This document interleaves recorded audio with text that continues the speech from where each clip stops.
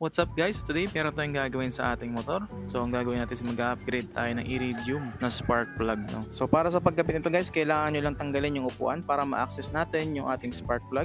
Ayan, ayun yung kanyang spark plug cap. So tanggalin nyo lang yan, hatakin nyo. And then after nyan, makikita nyo na yung spark plug natin dito ay sobrang dumi pala. No? So nilinisan ko na rin yan. And then after nyan, tinanggalan natin yung ating stock na spark plug. So NGK rin naman yung stock nito. No? So sa pagtanggal guys is kailangan counterclockwise yung ating pag-ikot. No? So pagka lumuwag na yan, kamayin nyo na lang din ay matatanggal na yan. So hatakan nyo lang dahan-dahan kasi possible malaglag yung spark plug sa ilalim. No? Kasi medyo meron siyang hollow space sa ilalim ng makina kaya may plastic na cover.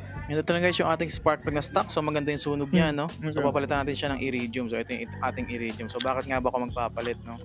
Yung dati kong motor is naka-iridium din. So gusto ko rin i-iridium to habang maaga pa, no? So kaka-change lang din natin ng oil. First change oil natin, no? And ito yung ating stock. So ang pinalit ko dyan is iridium para maganda yung sunog at maganda yung performance ng ating Motorstar Easy Ride 175. So bala ko magpalit na rin ng ignition coil sa susunod, yung pang racing, no? Para maganda yung partnership nila ng iridium natin na spark plug at syempre ignition coil para mas maganda yung power output. And once okay na, install na natin ito, no? So make sure lang na lapat yung ating spark plug and wag masyado mahigpit yung inyong pagkakaikot, no? Ayan, so and then after nyan, balikan natin yung spark plug cap and then testing na natin. Ito na yung ating maiden voyage ng ating Easy Ride Motorstar 175, no? So pupunta ako ng south, so Cavite ang punta natin ito. So pansin ko napakaganda nung ating engine performance and then nakatulong din yung ating first change oil. So nabawasan yung vibration ng ating motor, no? Lalo sa idle. And sobrang responsive din guys ng kanyang throttle. So with that, lalong gumanda yung kanyang riding comfortability. And na-enjoy ko lalo yung motor na to, no? So dito pa lang ako sa San Jose del Monte and start pa lang ng ating biyahe. So dito lang ako ngayon sa Cavite habang ini-edit ko yung video na to and